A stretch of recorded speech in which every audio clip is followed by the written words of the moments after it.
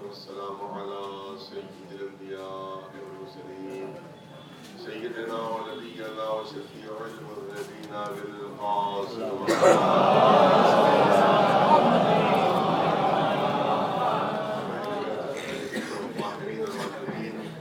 أما بعد قال الله سبحانه تبارك وتعالى في كتابه المبين وهو أصدق القائلين ونريد أن نمن على الذين استضعفوا في الأرض ونجعلهم أئمة ونجعلهم الوارثين.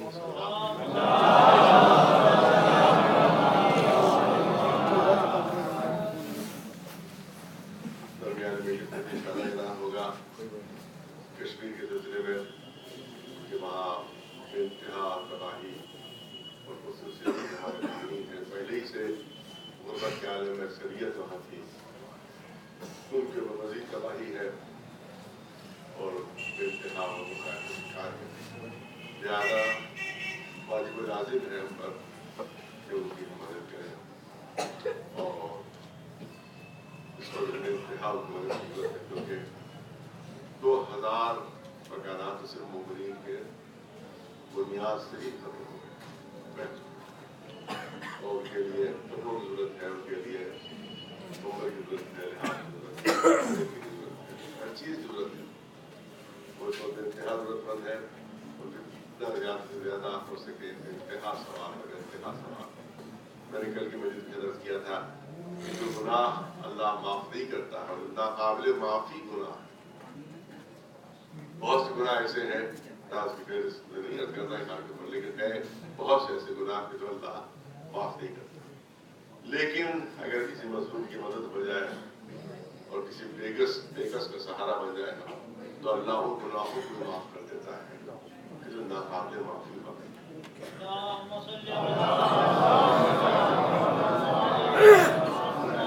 اور ہم سب گنہگار لہذا گناہوں کو اگر معاف کروانا ہے تو اس کو ضرور آپ اپنا پہنچ چڑھ کر مدد کریں. نور ہدایت فاؤنڈیشن جو ہماری رجسٹرڈ آرگنائزیشن ہے، NGO ہے، اور اس کے ذریعے سے یہ مدد ہو رہی ہے. اس میں یہ ہوتا ہے کہ اگر آپ اس کے ذریعے سے مدد کی تو انکم ٹیکس کی بھی ذریعے چیک اگر مدد تو زیادہ بہتر آسانی رہے گی ہمیں، تو حساب کتاب بھی آسان رہے گا اور آپ کو دینے میں بھی آسانی رہے گی اور ہمیں وہاں سے پہنچانے میں بھی آسانی رہے گی. نہ ہو سکے تو نقد بھی یہاں تاشر صاحب ہیں، ہمارے بیٹھوئی اکبر صاحب ہیں اور حضرات ہیں، ان کو آپ نقد دے دیں تو آپ کی رسید انشاءاللہ مل جائے گی. تو یہ چیزیں جو ضروری خیال کرنے کے لیے ایک سوال کے دے بند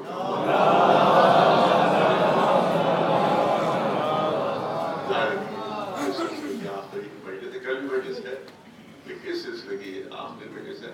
کل بھی انشاءاللہ یہی بیان رہے گا کیونکہ اتنا وسیع ہے کہ سمندر ہے، پورا سمندر ہے اور ظاہر ہے کہ اس کے لیے کئی اشرے بھی کم ہیں.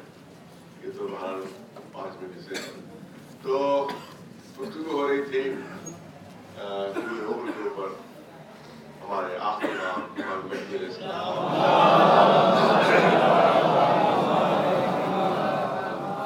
کیونکہ سب سے زیادہ اختلاف جو ہے وہ اسی بنیاد کے اوپر ہے.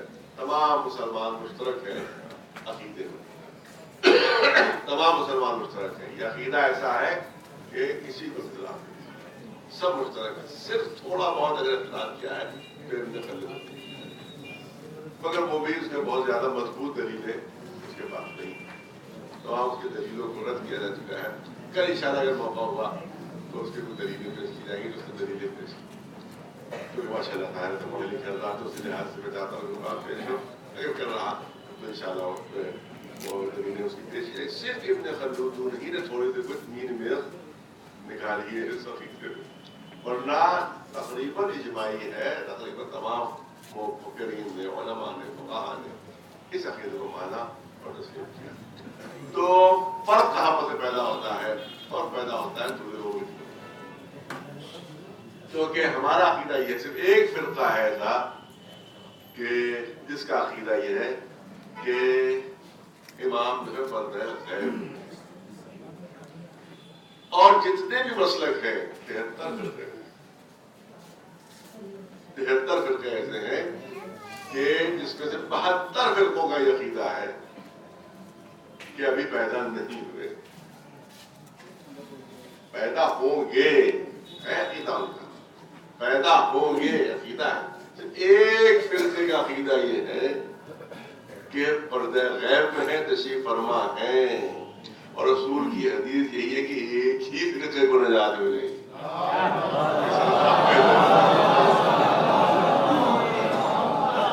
اس کا مطلب یہ ہے کہ کوئی ایک عقیدہ ایسا ہے کہ جس کی بنیاد پر نجات ملے گی۔ الف لام میم ذالک الکتاب لا ریب فیہ ھدی للمتقین الذین یؤمنون بالغیب۔ متقین کے لیے ہدایت ہے جو غیب پر ایمان رکھتے ہیں، متقین کے لیے ہدایت ہے جو غیب پر ایمان رکھتے ہیں۔ اس کا مطلب یہ تمام مسلمانوں کو غیب پر ایمان ہے۔ بہت توجہ تھا، اس ذہن میں بات آ گئی ہے، پہلے ارادہ نہیں تھا پڑھنے کا، لیکن بات ذہن میں آ گئی، اجازت کر دو کہ تمام مسلمانوں کا عقیدہ غیب کے اوپر، تمام مسلمانوں کا عقیدہ، اگر غیب پر عقیدہ رہا تو مسلمان نہیں۔ اللہ پردہ غیب میں ہے، سب مسلمانوں کا عقیدہ۔ ملائکہ کو نہیں دیکھا، پردہ غیب میں عقیدہ۔ جنت پردہ غیب میں عقیدہ، جہنم پردہ غیب میں عقیدہ، پورے پردہ غیب میں عقیدہ، غلمان پردہ غیب میں عقیدہ، فرشتے پردہ غیب میں عقیدہ۔ ارے سب مسلمانوں کا عقیدہ ہے، سب مسلمانوں کا عقیدہ ہے کہ اتنی چیزیں پردہ غیب میں، ہمارا بھی وہی عقیدہ ہے۔ توجہ رہے، ہمارا بھی وہی عقیدہ ہے، تو جب عقیدہ سب کا مشترک ہے تو سب کو جنت میں جانا چاہیے۔ اس کا مطلب کہیں پر کوئی فرق ضرور ہے، کہیں پر کوئی فرق ضرور پیدا ہوا ہے، اور فرق پیدا ہوا ہے امام کے پردہ غیب میں جانے پر۔ ایک سلوات بھیجے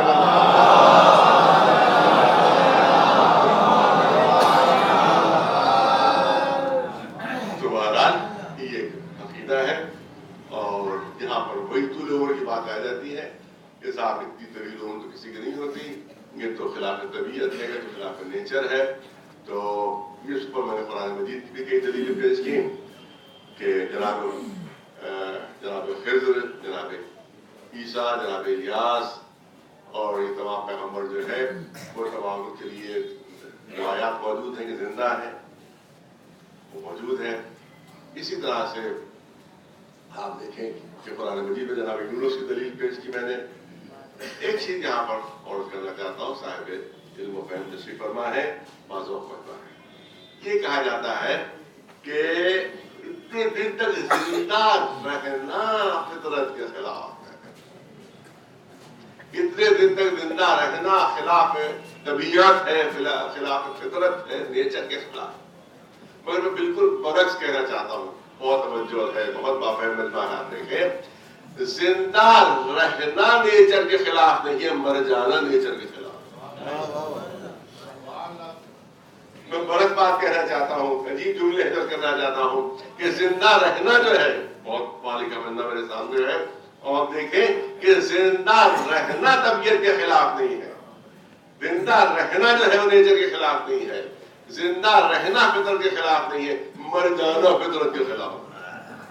مر جانا فطرت، میں اب دلیل پیش کروں آپ کے سامنے، بالکل روز مرہ کی دلیل ہے، بالکل سامنے کی دلیل ہے کہ آپ دیکھیں اگر کوئی ہمارا کوئی دوست ایسا ہے کہ جس سے بڑی دوستی تھی لیکن ایک دفعہ وہ غائب ہو گئے، کہیں پتہ نہیں چلا کہ گئے کہاں گئے، نہ کوئی خبر، نہ کوئی کا خط، نہ کوئی ٹیلی فون، نہ کچھ ان کی کوئی خبر، 20 سال تک کوئی خبر نہیں، زندہ ہے، مر گئے ہیں، کہاں پر ہیں، کیسے ہیں، کوئی خبر نہیں، ذرہ برابر ان کی کوئی خبر نہیں۔ 20 سال گزر گئے، 25 سال گزر گئے، میں اتفاق سے سڑک کے اوپر سے گزر رہا تھا، دیکھا سامنے سے چلے آئے، توجہ ہے، دیکھا سامنے سے چلے آ رہے، 20 سال تک کوئی خبر نہیں تھی کہ زندہ ہے کہ مردہ ہے کہ نہیں ہے، کہاں ہے، کوئی خبر نہیں، ایک دم سے دیکھا سامنے سے چلے آ رہے ہیں، ملاقات کی ایک دم سے، مجھے اتنا بتا دیجئے، مجھے اتنا بتا دیجئے کہ 20 سال بعد، 25 سال بعد، 30 سال بعد جب میں انہیں زندہ دیکھوں گا تو کیا زندہ دیکھتے ہی اظہار تعجب کروں گا کہ اب تک زندہ کیوں ہو؟ میں بھرپور تمہیں چاہتا ہوں کہ میں اسے سوال کروں گا, میں اسے پوچھوں گا بھائی اب تک زندہ کیوں ہو. اگر میں نے سوال کر لیا تو فوراً کہیں کہ میں مرنے کی دعائیں مانگ رہے تھے. جو پوچھ اب تک زندہ کیوں ہو, اس کا مطلب بہت توجہ ہے, اس کا مطلب ہے کہ کسی کو زندہ دیکھنے پر سوال نہیں ہوتا, کسی کو زندہ دیکھنے پر سوال نہیں ہوتا. لیکن ادھر کسی کی موت کی خبر آتی ہے, پہلا سوال یہ ہوتا کیسے مر گئے, کیسے دنیا سے گزر گئے. اس کا مطلب یہ ہے کہ مر جانا خلاف فطرت ہوتا ہے, زندہ رہنا خلاف فطرت نہیں ہے. ایسا بات ہے.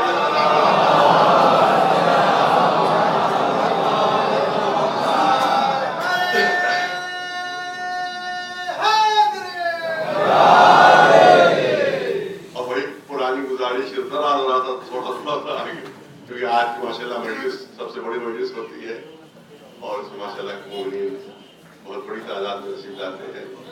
لہٰذا گزارش ہے تھوڑا آپ حضرت تھوڑا تشریف لے آئے. بہت بہت شکریہ. دیکھیے مجھے خود رحمت ہوتی ہے, تھوڑا سا کوئی کہہ دے کہ تھوڑا آگے بڑھیے تو مجھے خود رحمت ہو جائے. لیکن کیا کیا جائے, مجبوری یہ ہے کہ وہاں پر مجمع پھنس جاتا ہے تو بڑی دقت ہو جاتی ہے. لہٰذا پہلے ہی سے میں نے گزارش کرتے ایک سلوات بھیجے دو.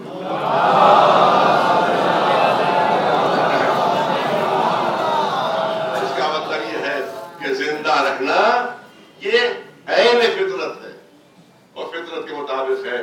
دنیا سے رخصت ہو جانا, مر جانا, یہ خلاف فطرت ہے.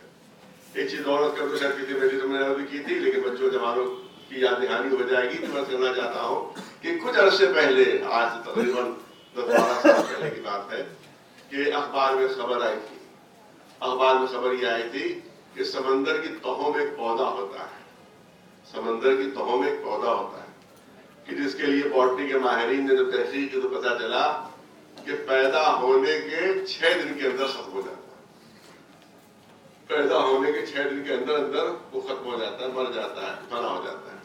جب انہیں تحقیق کی تو پتا چلا کہ جیسے ہی یہ پودا نکلتا ہے اس پہ کچھ جراثیم لگ جاتے ہیں, اس پہ کچھ کیڑے لگ جاتے ہیں جو اس کو ختم کر دیتے ہیں.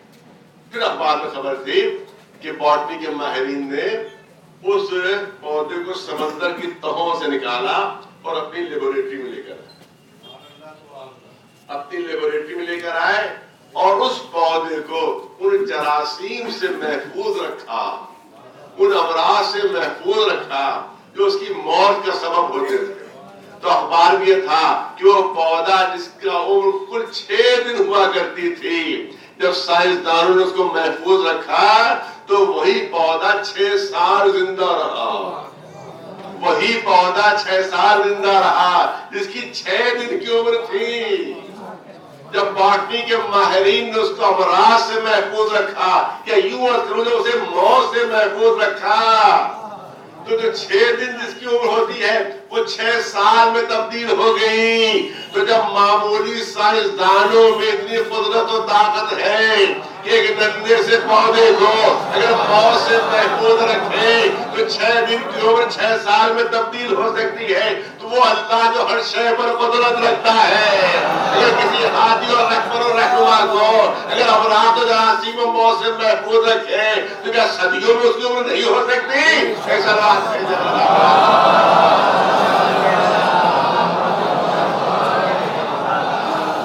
تو اس کا مطلب ہے کہ یہ عقیدہ ہمارا طول عمر کا, یہ قرآن مجید کے بھی مطابق ہے اور آج کی سائنس کے بھی مطابق ہے کہ کسی کی عمر اتنی طویل ہو سکتی ہے. اللہ کی قدرت میں سب کچھ ہے.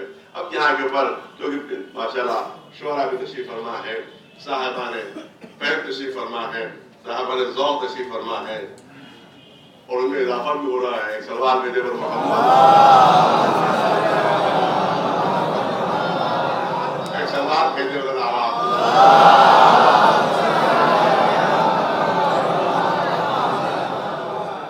تو اب میں ایک چیز رد کرنا چاہتا ہوں اور ذوق سماعت پر بھروسہ کرتے ہیں.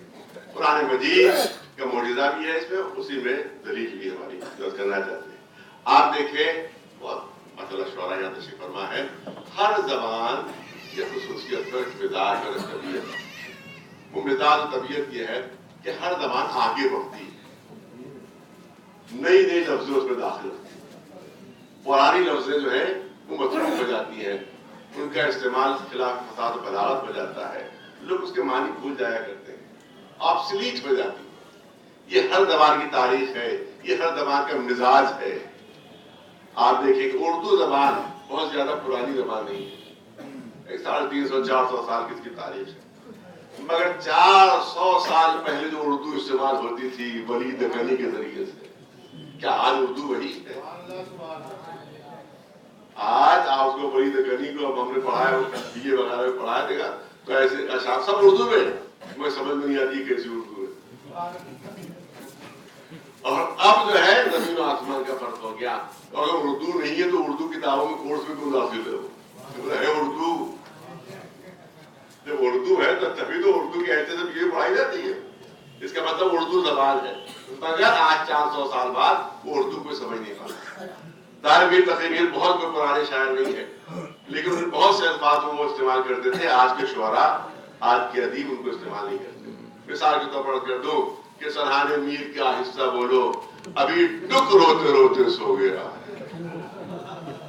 اگر ٹک کا لفظ آج کے اگر کوئی شاعر استعمال کر دے تو کہ کیا بے تک کھانک رہا ہے۔ یہ لفظ ہے اردو کا، اتنا بڑا اردو کا شاعر استعمال کرو، ہے اردو کا شعر، ہے اردو کا شعر، ہے اردو کا لفظ، مگر آبسلیٹ ہو چکا ہے، اس کا استعمال ختم ہو گیا ہے۔ پتہ نہیں کتنی لفظیں ایسی ہیں جو پرانے زمانے میں استعمال ہوتی تھی، اب استعمال نہیں ہوتی ہیں، ان کے جگہ نئی لفظیں آ گئی ہیں، ان کی جگہ پر دوسری لفظیں آ گئی ہیں۔ اگر وہ پرانی لفظیں استعمال ہو تو لوگ ہنسیں گے، مذاق اڑائیں گے صاحب کہ اب زبان بہت بدل گئی ہے۔ دوسرے لفظوں میں یوں کرو، اب صاحبانہ ذوق کی دلالت کرنا چاہتا ہوں کہ زبان کا کارواں رواں دواں رہتا ہے، زبان کا کارواں رواں دواں رہتا ہے، نئی نئی لفظیں نئے نئے مسافروں کے ساتھ شامل ہوتی رہتی ہیں، پرانی لفظیں گرد کارواں کے ساتھ پیچھے چھوٹتی چلی جاتی ہیں۔ یہ ہر زبان کا مزاج ہے، یہ ہر زبان کی تاریخ ہے، اردو کی بھی یہی تاریخ ہے۔ انگریزی میں آپ دیکھیں 64 جو 64 سال پہلے تھا، آج اگر انگریز اس کی شاعری پڑھے تو خود انگریزی نہیں سمجھ پائے گا۔ آج کورس میں پڑھایا جاتا ہے، وہ جب پروفیسر پڑھاتے ہیں تب انگریزی اس کی سمجھ میں آتی ہے، اس کا مطلب ہے انگریزی، مگر خود انگریز سمجھ نہیں پا رہے ہیں۔ فارسی کی بھی ایسی تاریخ ہے، قدیم فارسی، جدید فارسی، خود قدیم و جدید کی اصطلاح بتا رہی ہے کہ اگر فرق نہ آیا ہوتا تو قدیم و جدید کے لفظ کو استعمال کی۔ اس کا مطلب ہے کہ فارسی زبان میں بھی بڑا فرق آ گیا ہے، بہت فرق آ گیا ہے۔ بہت سے آج کے ماشاءاللہ شعراء ہندوستان کے جو ہیں وہ بہت سی لفظیں استعمال کرتے ہیں جو پرانی فارسی کی ہے، جو آج کے ایرانی سمجھ نہیں سکتے۔ شام کا لفظ استعمال کیا جاتا ہے ایوننگ کے معنوں میں، اور وہاں شام جو ہے وہ ایوننگ کے معنوں میں استعمال نہیں ہوتا، بلکہ شام جو ہے وہ رات کے کھانے کے لیے استعمال ہوگا۔ اس کا مطلب ہے کہ وہی لفظ ہے جو پہلے کسی اور معنوں میں استعمال ہوتی تھی، آج کسی اور معنوں میں استعمال ہوتی ہے، اس کے معنی بدل گئے ہیں، ان کا استعمال جو ہے وہ جو ہے ختم ہو گیا، اخلاق فساد و بلاغت ہو گیا ہے۔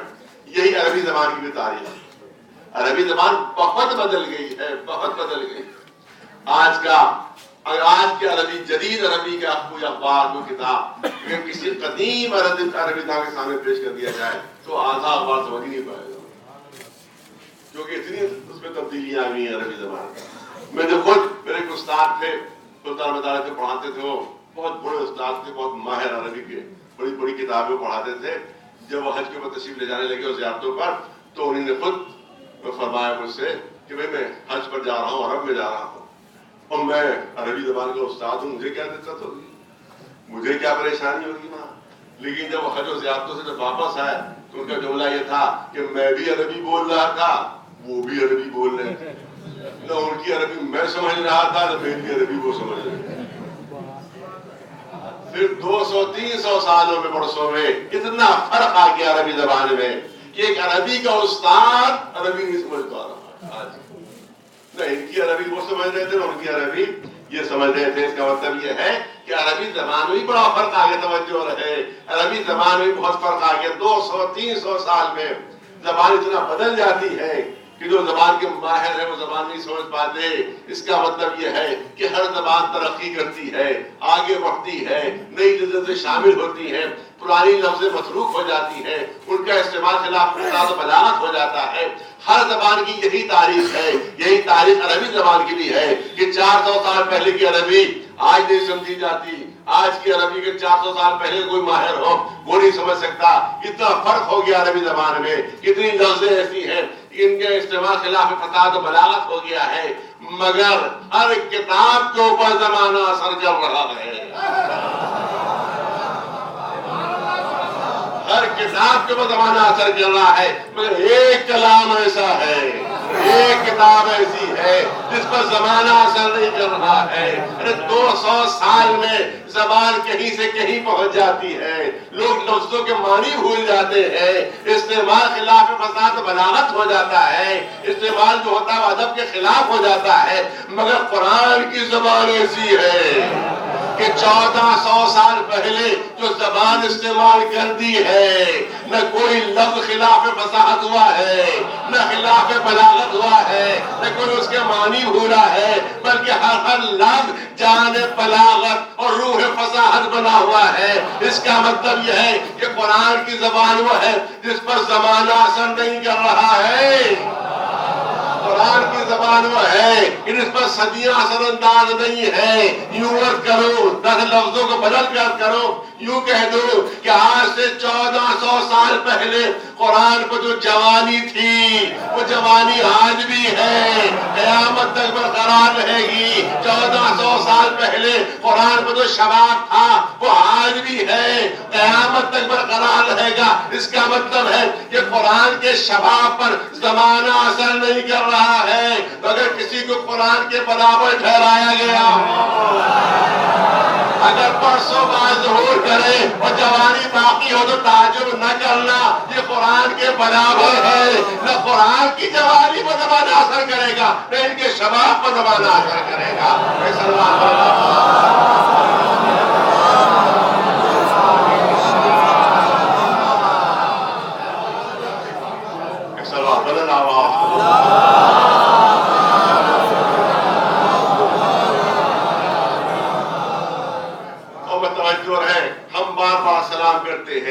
بار بار سلام کرتے ہیں، مگر ہم میں سے اکثریت معنوں کو نہیں جانتی، اکثریت معنوں سے نہیں واقف ہے، اکثریت معنوں سے نہیں واقف ہے.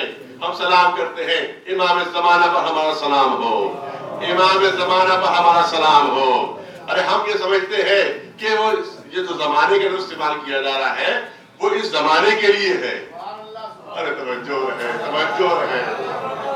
یہ اس زمانے کے لیے لفظ استعمال کیا جا رہا ہے، کسی پیریڈ کے لیے لفظ استعمال کیا جا رہا ہے، کسی وقت کے لیے لفظ استعمال کیا جا رہا ہے. نہیں، امام زمانہ کا مطلب یہ ہے کہ خالی ہمارے امام نہیں ہے. پوری توجہ رہے، خالی ہمارے امام نہیں ہے بلکہ زمانے کے بھی امام ہیں، وقت کے بھی امام ہیں، زمانے کے بھی امام ہے، آفتاب و مہتاب کی گردشوں کے بھی امام ہے. توجہ رہے، زمانے کے امام ہے. اور توجہ رہے، جب زمانے کا امام ہے تو زمانہ معموم پر اثر کر سکتا ہے، امام پر اثر نہیں کر سکتا.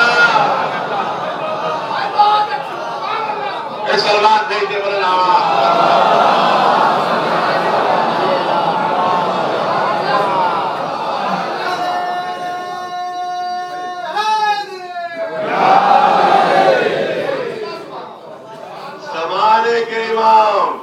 زمانے کے امام. اس کا مطلب ہے کہ امامت ہم تک محدود نہیں ہے بلکہ زمانے کے بھی امام ہے. اور پھر کرو آپ کے سامنے امام کہتے کس کو ہے؟ امام کہتے ہی اس کو جو آگے آگے ہو، امام اس کو کہتے جو آگے آگے ہو. تو جب زمانے کا امام ہے تو زمانہ پیچھے ہے، یہ زمانے کے آگے ہے. جو زمانے کے ساتھ ساتھ ہوتا ہے اس پر زمانہ اثر کر سکتا ہے، جو زمانے کے آگے آگے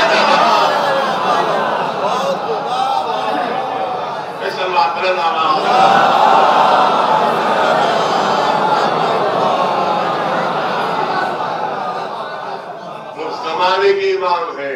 امام کا مطلب مطلب کیا ہے؟ آگے آگے چلنے والا. امام کا مطلب آگے آگے چلنے والا. صاحب العصر ہے. صاحب کے کیا معنی ہے؟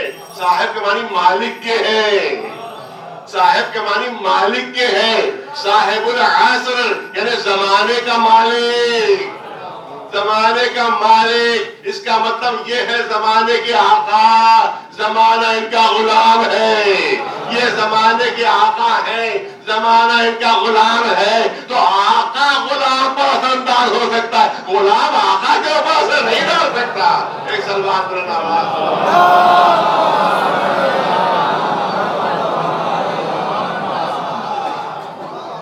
اس کا مطلب یہ ہے کہ اب یہ جو تصور ہے کہ صاحب یہ جوانی باقی کیوں, اتنی طویل عمر کیوں, تو مسئلہ اسی طرح حل ہو سکتا ہے کہ جو زمانے کے ساتھ ساتھ ہے وہ زمانے کے ساتھ ساتھ ان پر اثر انداز ہوتا ہے زمانہ. جو زمانے کا امام ہو اگر اس کی جوانی باقی ہے تو تعجب جو ہے سرباب کہتے ہیں.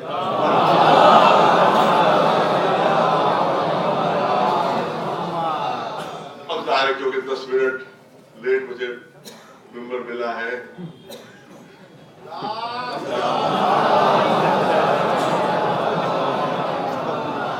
اب میں باہر ایک چیز اور کر دوں, کیونکہ سب بچوں اور جوانوں کے لیے باتیں ہیں, بزرگ تو مجھ سے بہتر جانتے ہیں, تاکہ بچوں تک بات پہنچے اور جوانوں تک بات پہنچے. ایک بات کہی جاتی ہے, بہت سخت احترام ہوتا ہے, میں چاہتا ہوں 2 منٹ سے اس کے لیے لینا ہے, پھر اس کے بعد اپنے چوتھے امام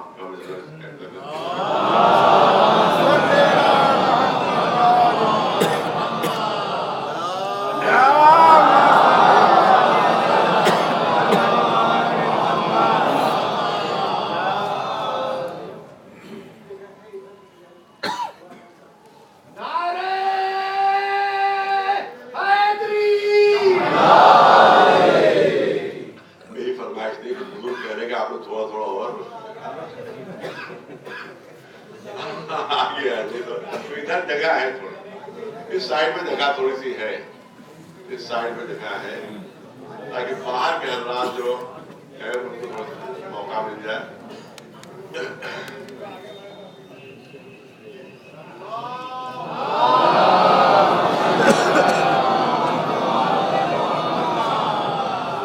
اب موقع مل گیا تو دوبارہ اعلان ہو جائے کہ کشمیر کے جو مظلومین ہیں, جو مصیبت زدہ ہیں, مصیبت زدہ ہے کشمیر کے, ان کے لیے گزارش ہے کہ نور ہدایت فاؤنڈیشن کے ذریعے سے وہاں پہ مدد ہونے والی ہے.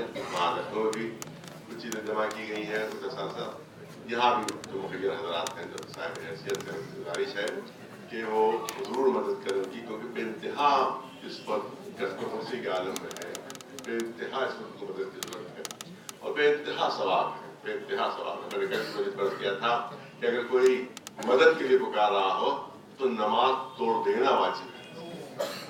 اگر کوئی ڈوب رہا ہو تو نماز توڑ دو, اگر کوئی گڑھے میں گر رہا تو نماز توڑ دو, جا کے اس کی مدد کرو. تو مدد کرنا مظلوم کی وہ ہر عبادت میں سب سے افضل عبادت ہے, ہر عبادت میں سب سے افضل عبادت ہے.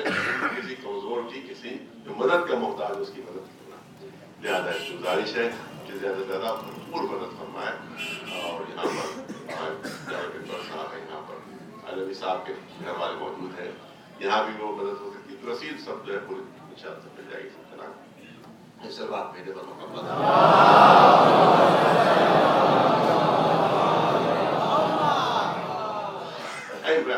اور ان شاء اللہ کل کے مجھے اتنا عرض ہوگا, کیونکہ آج امام کا تذکرہ رہ جائے گا, امام کا تذکرہ رہ جائے گا. میں چاہتا ہوں کہ تذکرہ ہو جائے. دیکھیے بہت بعض اوقات بہت پڑھا لکھا مجمع ہے. ایک چیز ہوتی ہے تاریخ اور ایک چیز ہوتی ہے سیرت. تاریخ اور سیرت میں فرق ہے. تاریخ ہوتی ہے دنیا والوں کے لیے اور سیرت ہوتی ہے چاہنے والوں کے لیے. سیرت ہوتی ہے ماننے والوں کے لیے. تاریخ سب پڑھتے ہیں مگر وہ عمل کے لیے نہیں ہوتی ہے, سیرت ہوتی ہے عمل کے لیے. پھر توجہ چاہوں گا, تاریخ ماضی کے احوال کو بیان کرتی ہے, ہسٹری ماضی کے احوال کو بیان کرتی ہے, اور سیرت قیامت تک کے لیے نمونے عمل کا نام ہے. ایک سلمان بلند آواز ہے.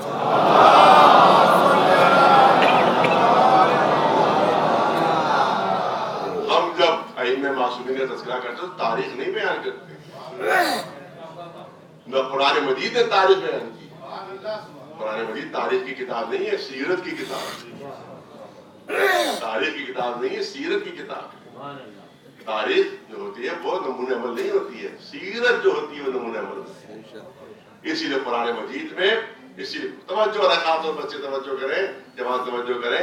قرآن مجید میں اگر فرعون کا تذکرہ ہے تو فرعون کی تاریخ بیان نہیں ہو رہی ہے، بلکہ قیامت تک کے ہر آنے والے فرعون کو پہچانوایا جا رہا ہے. قیامت تک آنے والے ہر فرعون کو پہچانوایا جا رہا ہے کہ دیکھو ایسا ہوتا ہے وقت کا فرعون پہچان لیتے ہیں. اور جب انبیاء کا تذکرہ اور اچھے لوگوں کا تذکرہ ہوتا ہے تو خالی تاریخ بیان نہیں ہو رہی ہے، بلکہ اس لیے کہ قیامت تک تم ان پر عمل کرتے رہو. کی سیرت یہ عمل کے نمونے اسی طرح سے محمد و آل محمد علیہ السلام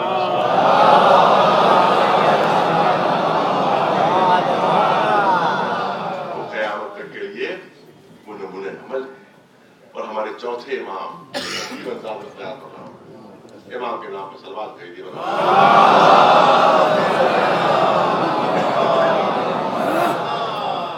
تذکرہ ہوتا رہتا تو یہ تذکرہ رہ جاتا. میں چاہتا ہوں کہ پھر تھوڑی دیر بچوں جوانوں کے سامنے عرض کیا جائے کیونکہ ہمارے بہت کم گنجائش رہ گئی ہے. آپ دیکھیں عجیب و غریب بنیادی کام کیا ہے آپ نے، بنیادی کام کیا ہے. پانچویں امام، چھٹے امام، ان کے ذریعے سے علم پھیلایا دنیا تک. قرآن مجید میں شرط لگی ہوئی ہے علم و حکمت کے لیے کہ علم حکمت اس وقت تک نہیں پھیل سکتا جب تک تزکیہ نفس نہ ہو. جب تک تزکیہ نفس نہ ہو اس وقت تک علم و حکمت پھیلانے کی اجازت نہیں ہے. امام نے تزکیہ نفس کیا ہے، پانچویں چھٹے امام نے علم و حکمت پھیلائی. یعنی بنیادی کام جو انجام دیا ہے وہ ہمارے آقا نے انجام دیا ہے. پہلے بیس بنائی ہے، بنیاد بنائی ہے، اس کے اوپر علم و حکمت کی عمارت تعمیر کی ہے. پانچویں چھٹے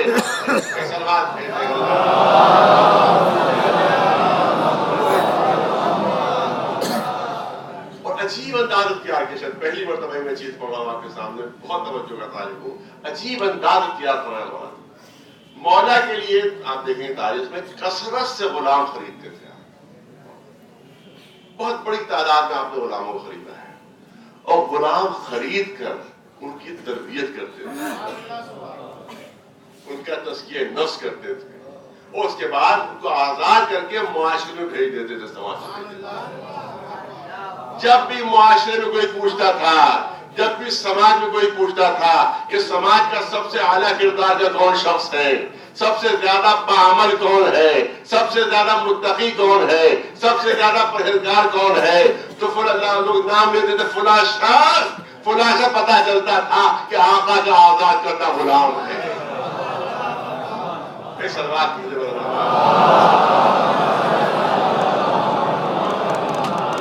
معلوم ہوتا تھا چوتھے امام کا آزاد کرتا غلام ہے جو زمانے کے سب سے بڑا متقی بن جاتا تھا، جو زمانے کے سب سے بڑا پرہیزگار، جو سب سے زیادہ باعمل، جو سب سے زیادہ باکردار. دنیا کو بتانے کے لیے کہ جب غلام ایسے ہے تو آقا کیسا ہوگا، مولا کیسا.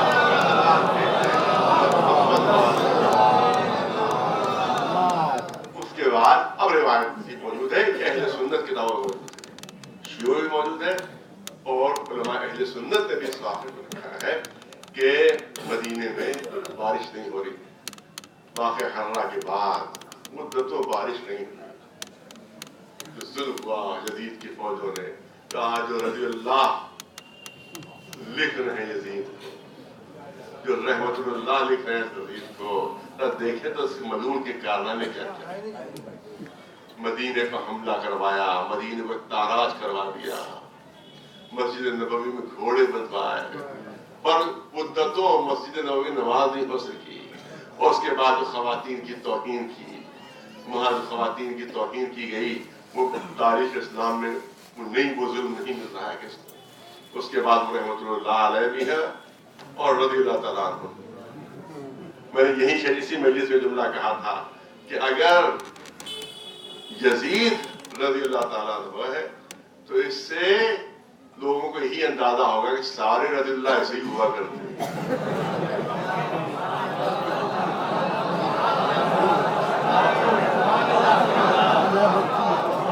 लिहाजा अगर दूसरों को बदनामी से बचाना है तो इसको रज़ियल्लाह की फेरी से निकाल दो।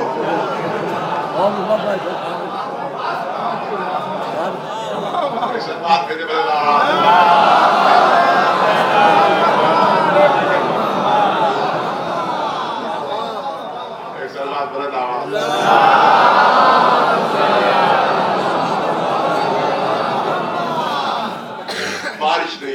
बारिश नहीं हुई, उलमा दुआ मांग रहे हैं, फुक़हा दुआ मांग रहे हैं, सब दुआ मांग रहे हैं।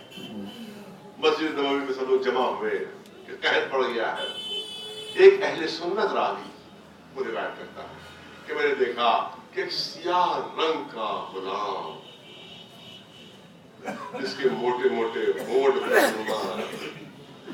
जिसका रंग सियाह, वो मस्जिद के अंदर आया और एक गोशी में चला गया। ये कहते मुझे ताज्जुब भाई किस काम के गया। उसके पीछे पीछे गया तो मैंने देखा कि वो मस्जिद में बैठा मुसल्ले के ऊपर और आपने 10 दुआ बुलंद की,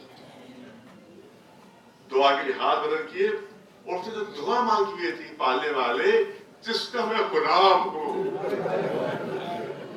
तुझे उसका वास्ता, जिसका मैं गुलाम हूं तुझे उसका वास्ता, पालने वाले मदीने वालों की मुसीबत खत्म कर दे, बारिश अता फरमा दे, बारिश तेरी तरफ से हो जाए। वो कहते हैं जी मंजर देखा, दुआ गिरी, उसके हाथ नीचे आते जा रहे थे और अब्र बंद होता जा रहा था। उसी वक्त बारिश हुई, उसी वक्त बारिश कि वो कहता मुझे ताज्जुब आखिरी किसका गुलाम हो, किसका वास्ता है। मस्जिद से निकला वो पीछे पीछे चला, आगे आगे वो गुलाम था, पीछे पीछे मैं था। महल्ले बड़ी हाशी में पहुंचा हूं, मैंने देखा कि वो इमाम सज्जाद के घर के अंदर दाखिल हुआ, इमाम ज़ैनुल आबिदीन के घर के अंदर दाखिल हुआ। क्या मैं समझ गया कि नहीं कर गुलाम फज़ल रसूल का गुलाम ही है।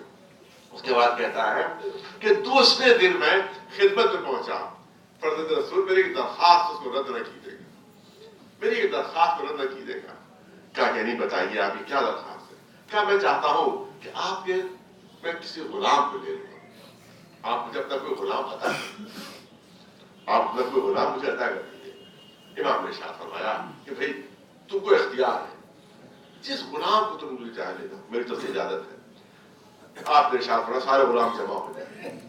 सारे गुलाम जमा हो गए, जो निगाह डाली तो वो नजर नहीं आया कि जो मस्जिद में नजर आया था। कहा एक गुलाम जो है वो आपका नहीं नजर आता। कहा नहीं अभी मैं शायद किसी काम मसरूफ होगा, मैं उसको बुलाता। देखा तो वही गुलाम चला आ रहा है मस्जिद में। कहा इस गुलाम को दे दीजिए, इस गुलाम को दे दीजिए, ये मुस्तजाबुद दावत है। इमाम ने फरमाया कि मैं पहले तुम्हें इख्तियार दे चुका हूं, अब अपनी बात वापस नहीं लूंगा, इख्तियार दे चुका हूं। जिस गुलाम को ले चाहो, जिसको पकड़ करो ले जाओ। क्या मैं इस गुलाम को ले जाना चाहता। उसके बाद कहता है कि ये क्या फिर उसने दुआ के लिए हाथ बदल, पालने वाले इस चौखट के बाहर निकलने से पहले मेरी रूह निकल जाए।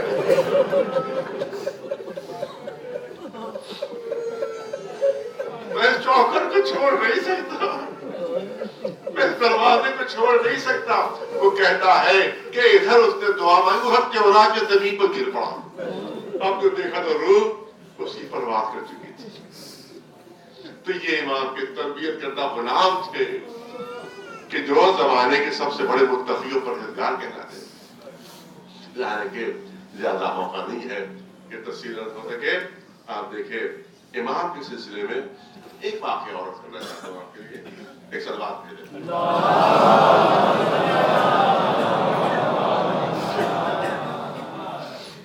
एक वाक़या सुनाते हैं। एक चाहने वाला, एक बहुत मोहब्बत करने वाला इमाम की खिदमत और कहा मेरे पास बहुत ज्यादा आप मदद कर दीजिए। तो इमाम ने फरमाया कि इस वक्त जो है मैं तुमसे मांगना चाहता हूँ।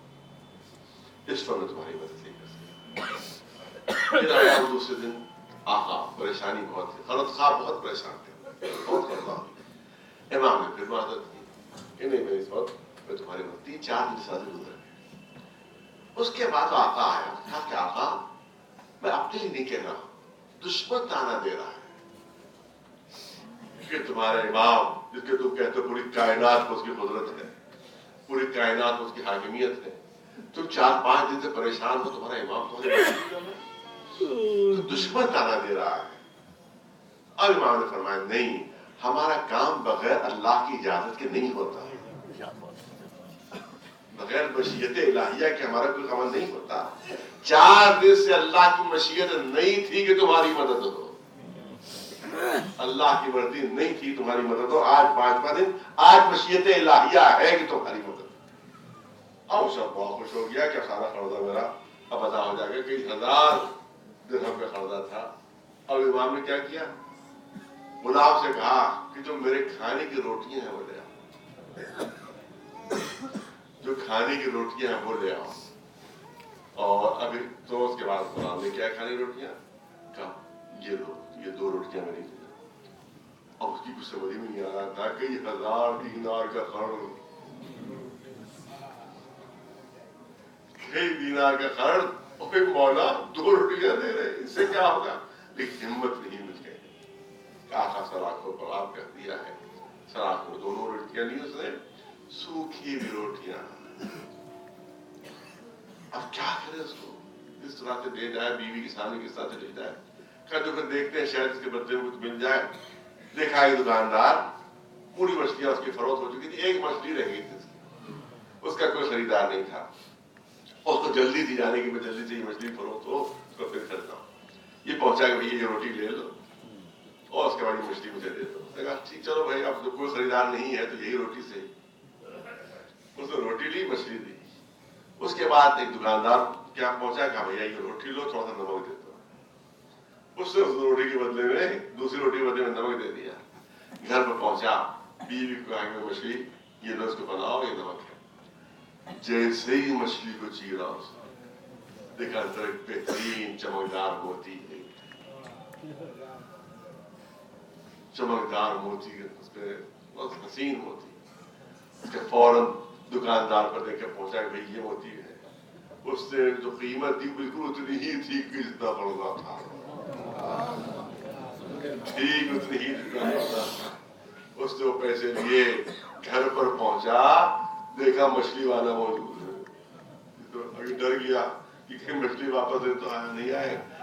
کہا کہ ڈرو نہیں، مچھلی واپس دینے نہیں آیا ہوں، مچھلی تمہیں ہبا کی میں نے پہل کی، یہ روٹی اس سے کھائی نہیں. اتنی سوکھی سخت ہے کہ میں اس کو توڑ نہیں سکا. یہ روٹی اپنی واپس لے لو. تھوڑی دیر میں وہ نمک والا بھی آ گیا کہ بھائی یہ تم کو نمک بحل کیا تم نے، یہ روٹی اپنی واپس لے لو. اور اتنی دیر میں روٹی واپس ہی ہوئی تھی کہ امام کا خادم بھی آ گیا. کہا کہ امام نے فرمایا ہے کہ تمہارا کام ہو چکا، اور 2 روٹیاں مجھے واپس کر دو، میرے علاوہ کوئی دوسرا نہیں کھا. اتنی سوکھی روٹی تھی بس. گنجائش نہیں ہے. ہاں آقا جو ہے ایک شخص مصطح مدینے میں کیسے کیسے زبان سے چل کے دیے گئے ہیں، زبان سے بھی زخم پہنچائے گئے. آپ کو معلوم ہے کہ تلوار کے زخم سے زیادہ زبان کا زخم تکلیف دیتا ہے. ایک شخص ملتا ہے کہ فرد رسول پورا قربہ آپ کا ختم ہو گیا. اے فرد رسول، آپ کے بابا ختم کر دیے گئے، آپ کے بھائی مار دیے گئے، آپ کے چچا مار دیے گئے، آپ لوگوں کو اسیر کر کے بازاروں درباروں میں لے جایا گیا. آپ نے اتنی قربانیاں دے دی، یزید اسی طرح سے زندہ رہا. یزید کا تو کچھ بھی نہیں بگڑ پایا. تو فاتح کون ہے؟ کس کی فتح ہوئی؟ بظاہر تو یزید کی فتح ہوئی ہے. امام نے فرمایا میں تجھے جواب دوں گا تاکہ 2 رکعت نماز میرے جد کی مسجد میں پڑھا. سنے بچے اور جوان غور سے سنے کہ 2 رکعت نماز جا کے میرے جد کی مسجد میں پڑھا. وہ دوڑا دوڑا گیا، 2 رکعت نماز پڑھی اس نے. اس کے بعد واپس آ کے آقا جواب دیجئے کہ تجھے جواب نہیں ملا. آپ نے کہا 2 رکعت نماز پڑھاؤ، میں پڑھا جلدی، کہ جواب ہو گیا، جواب ہو گیا۔ نماز پڑھنے سے کسی نے روکا تجھے؟ نماز پڑھنے سے کسی نے ٹوکا تجھے؟ کہ نہیں بہت اطمینان سے نماز پڑھی، نہ کوئی روکنے والا تھا نہ کوئی ٹوکنے والا تھا۔ کہا دیکھو اگر یزید کی فتح ہوئی ہوتی تو یہ نماز نہ ہوتی، اگر یزید کامیاب ہوا ہوتا تو یہ نماز نہ ہوتی۔ میرا بابا فاتح ہے، اس کی وجہ سے نمازیں باقی ہیں، اس کی وجہ سے احکام الہیہ باقی ہیں۔ یہی وجہ ہے، یہی وجہ ہے، یہ تاکید ہے کہ ادھر نماز ختم ہو، ادھر حسین کے روزے کا رخ کر کے فوراً سلام کرو، السلام علیکم یا ابا عبداللہ، اے ابو عبداللہ آپ کو ہمارا سلام ہو، اے ابو عبداللہ آپ کو ہمارا سلام۔ نام کیوں نہیں؟ یہ کیوں نہیں حسین آپ پر سلام ہو؟ یہ کیوں نہیں حسین آپ پر سلام ہو؟ یہ کیوں اے ابا عبداللہ آپ پر سلام ہو؟ اے اللہ کے بندے کے باپ آپ پر سلام ہو، اے اللہ کے بندے کے باپ آپ پر سلام ہو، کیونکہ جو بندگی بچائی ہے وہ انہی نے بچائی ہے، جو نمازیں بچائی ہیں وہ انہی نے بچائی ہیں، لہذا آپ ہر بندے کے روحانی باپ ہیں، اسی لیے لازم ہے کیونکہ نمازیں ہی کی وجہ سے بچی ہیں، لہذا ہر نماز کے بعد سلام ان کو کرنا چاہیے، کیونکہ اگر یہ نہ ہوتے تو نمازیں نہ ہوتی، یہ نہ ہوتے تو روزے نہ ہوتے۔ اور یاد رکھیں کہ حسین نے اپنی جان دے کر بچایا اور زین العابدین نے ہاتھوں میں ہتھ کر کے پہنوایا۔ گلے میں توق خاندان ہے، کبھی بازار کوفہ ہے، کبھی بازار شام ہے۔ امام سے پوچھا کہ آپس کیا کیا جائے، لیکن سب مسائل پڑھے بھی نہیں جاتے، نہ پڑھے جا سکتے، نہ پڑھے جا سکتے ہیں مسائل۔ ایک ہلکا سا اشارہ خالی کرنا ہے، خالی ہلکا سا اشارہ کرنا ہے۔ کیا کربلا میں مصیبتیں نہیں آئی؟ کیا کوفے میں مصیبتیں نہیں آئی؟ امام سے جب بھی پوچھا کیا سب سے زیادہ مصیبتیں کہاں؟ الشام الشام الشام، سب سے زیادہ مصیبتیں شام میں۔ اے آقا یہ سب سے زیادہ فریاد آپ شام کی کیوں کرتے ہیں؟ سب سے زیادہ مصیبتیں شام میں، سب سے زیادہ مصیبتیں شام میں۔ ایک ہلکا سا اشارہ کیا ہے آقا نے، بس وہی آپ کے سامنے پیش کرنا چاہتا ہوں۔ ہلکا سا اشارہ کیا ہے کہ بھائی اتنا سن لو، میں شام کا ذکر اس لیے بار بار کرتا ہوں، دمشق کا ذکر اس لیے بار بار کرتا ہوں، میں اتنا سن لو کہ نہ میں اور میری پھوپھی بازار شام میں پہنچے ہیں، نہ جتنے تماش بین تھے سب کے ہاتھوں میں پتھر تھے،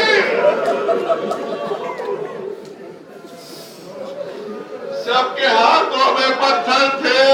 اب امام نے جو اللہ فرمایا سن لیجیے کہ وہ سب کے ہاتھ میں پتھر تھے، پر اتنا کہہ دو کہ تھوڑی دیر بعد نہ میں اپنی پھوپھی کو پہچان پا رہا تھا، نہ پھوپھی مجھے پہچان پا رہی تھی، اتنے پتھر مارے گئے۔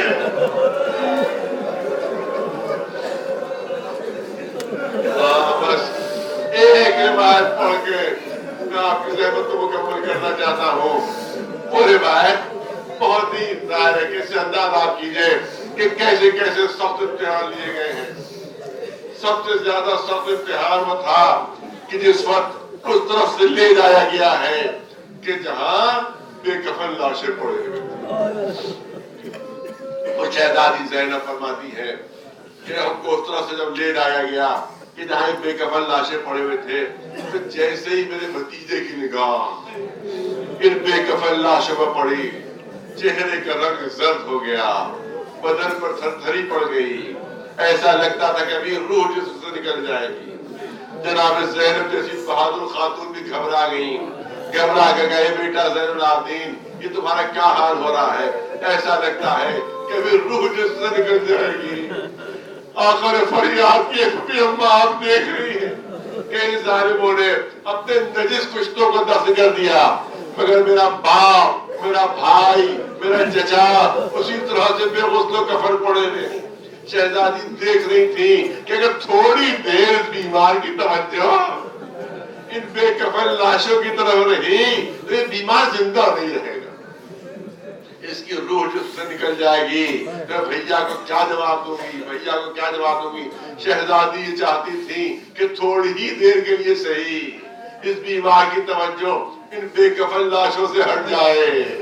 مجھے اتنا بتا دیجئے کہ بے کس زینب، مظلوم زینب کون سا طریقہ اختیار کرتی کہ بیمار کی توجہ ان بے کفن لاشوں سے ہٹے؟ تو صرف ایک ہی طریقہ سمجھ میں آیا، وہ طریقہ یہ تھا کہ اپنے کو اونٹ کی بلندی سے کربلا کی زمین پر گرا دیا شہزادی، تاکہ بیمار کی توجہ لاشوں سے ہٹ کر میری طرف ہو جائے۔ عزادارو بیمار کی توجہ تو بٹی، مگر شہزادی کو کتنی اذیت برداشت کرنا پڑی ہوگی۔ ایک تو اتنی بلندی سے زمین پر آنا، وہ بھی اس عالم میں کہ ہاتھ پسے گردن سے بدھے ہوئے تھے۔ روایت کہتی شہزادی سر کے بھل کر بلا اس بیمار بیٹے کے کیا حال ہوا ہوگا جب اس ساتھی منظر دیکھا ہوگا۔ پھر امام ہی کے سامنے نار بندی کی جاتی ہے اور اس کے بعد خود امام روایت کرتے ہیں کہ گھوڑے دوڑائے گئے بابا کی لاش کے اوپر، اور اس طرح سے گھوڑے دوڑائے گئے کہ دائیں پسلیاں بائیں طرف آ گئی تھی، بائیں پسلیاں دائیں طرف آ گئی تھی۔ پھر راستے کے ظلم کہ جن کو بیان نہیں کیا جا سکتا کہ کیسے کیسے ظلم ہوئے ہیں، یہاں تک روایت میں ہے کہ زمین کے اوپر کھینچا جاتا تھا، زمین پر کھینچا جاتا تھا، پورا جسم تازیانوں سے زخمی، جس وقت جلتی پھر ریک پر کھینچا جاتا ہوگا تو آقا کو کیسی اذیت ہوتی ہوگی، کیسی تکلیف ہوتی ہوگی۔ بس دو جملے اور پڑھنا ہے آپ کے سامنے، ارے کیسے ہی گناہگار قیدی کیوں نہ ہو، کیسے ہی گناہگار قیدی کیوں نہ ہو، مگر جب قید خانے میں ڈالا جاتا ہے تو ہتھکڑیاں کھول دی جاتی ہیں، بیڑیاں اتار دی جاتی ہیں، زنجیریں کھل جاتی ہیں، مگر یہ ایسے مظلوم قیدی تھے ہمارے آقا کہ 1 سال تک قید خانے میں رہے، نہ ہاتھوں سے ہتھکڑیاں کھلی، نہ پیروں سے بیڑیاں، نہ گلے سے توقے خاردار۔ کوئی کہہ سکتا ہے کہ تمہارے پاس دلیل کیا ہے، تمہارے پاس ثبوت کیا ہے؟ تو عزادارو میرے پاس ثبوت موجود ہے، کیونکہ 1 سال تک قید خانے میں رہے تھے۔ اگر شروع ہی میں گلے کا توق اتر گیا ہوتا تو 1 سال میں گلے کا زخم اچھا ہو جاتا، لیکن 1 سال بعد رہائی ہوئی ہے۔ جب مدینے کے قریب پہنچے، ادھر سے بیمار امام وہاب، ادھر سے چچا محمد حنفیہ، جیسے ہی چچا نے بھتیجے کو گلے لگانا چاہا، آقا تڑپ کر پیچھے ہٹے، اے چچا گردن پر ہاتھ نہ لگیے، زخم ابھی تک تازہ ہے، مانو پورا سال گزر گیا تھا، نہ ہاتھوں سے ہتھکڑیاں، نہ پیروں سے بیڑیاں، نہ گلے سے توقے خاردار۔ یہ مظلوم آقا ہے جس نے 35 سال ماتم کیا، جس نے 35 سال آنسو بہائے۔ کوئی کہتا آقا کب تک روئیے گا، کب تک ماتم کیجیے گا؟ ارے انصاف نہیں کیا۔ خود قرآن کہہ رہا ہے یعقوب کو معلوم تھا یوسف سے ملاقات ہو جائے گی، مگر پھر بھی اتنا روئے تھے کہ آنکھوں کی بینائی جاتی رہی تھی۔ تو میں نے تو 18 یوسفوں کی لاشیں اپنی آنکھوں سے دیکھی ہے۔ ایک شب امام سے ملاقات کے لیے آیا، گھر کے قریب پہنچا، دیکھا پردانے سے کچھ پانی گر رہا ہے۔ اس نے جلدی سے اپنا دامن بچایا کہ کہیں میں نجس نہ ہو جاؤں۔ قریبی امام باقر کھڑے ہوئے تھے، یہ دامن کیوں بچا رہا ہے؟ کہا وضو سے ہوں، نماز ابھی پڑھنا ہے، آقا سے ملاقات کر کے مسجد جانا ہے، کہیں میرا لباس نجس نہ ہو جائے۔ کہا یہ لباس، یہ پانی نہیں ہے، یہ میرے بابا آنسو بہا رہے ہیں، یہ میرے بابا آنسو بہا رہے ہیں۔ جب بھی بازار میں گزرتے تھے تو جتنے قصاب تھے وہ جلدی سے جتنے بھی جانور ذبح ہوتے تھے ان کے اوپر کپڑا ڈال دیا کرتے تھے کہ کہیں آقا کی نظر نہ پڑ جائے، کہیں مولا کی نظر نہ پڑ جائے۔ لیکن اگر اتفاق سے کوئی بھول جاتا تھا اور کسی گوسفند کے کٹے ہوئے سر پر نظر پڑ جاتی تھی تو آقا رک جاتے تھے، رک کر کہتے تھے استاد صاحب سے کہ بھیا دادا مجھے اتنا بتا دو کہ جس کو تم نے اس وقت کو ذبح کیا ہے اس کو پانی پلایا تھا کہ نہیں پلایا؟ وہ کہتا رہا مرزا رسول ہمارا طریقہ یہی ہے کہ کسی کو اس وقت کو پیاسا ذبح نہیں کرتے، پہلے پانی پلا لیتے ہیں، پھر ذبح کرتے۔ سننا تھا کہ فوراً کربلا کا رخ کرتے تھے، ارے جانور بھی پیاسے ذبح نہیں ہوتے، مگر میرا بابا کربلا کے میدان میں 3 دن کا بھوکا پیاسا ذبح کر دیا گیا، مگر دشمن کو گوارا نہیں ہوا کہ یہ رونے والا زندہ رہے۔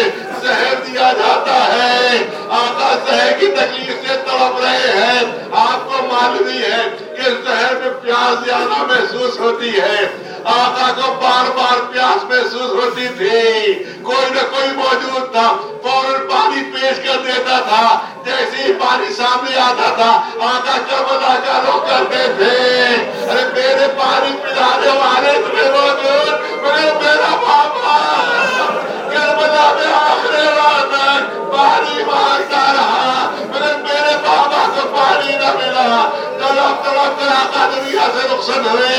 اور اداروں تاریخ اہل بیت یہی رہی ہے کہ ہر ایک کا جنازہ مظلومی سے اٹھا، رسول کا جنازہ بہت کم لوگ شریک ہوئے، شہزادی فاطمہ زہرا کا جنازہ شب کے اندھیرے میں اٹھا، مولا علی کا جنازہ انتہائی مظلومیت کے ساتھ اٹھا، ارے حسن کا جنازہ اس پر تو تیروں کی بارش ہوئی تھی، اور آقا حسین کا جنازہ کربلا کے میدان میں 40 دن تک پڑا رہا۔ تاریخ اہل بیت میں پہلا جنازہ آقا کا تھا کہ جب مجمع کے ساتھ اٹھ رہا تھا، ہزاروں لوگ شریک تھے۔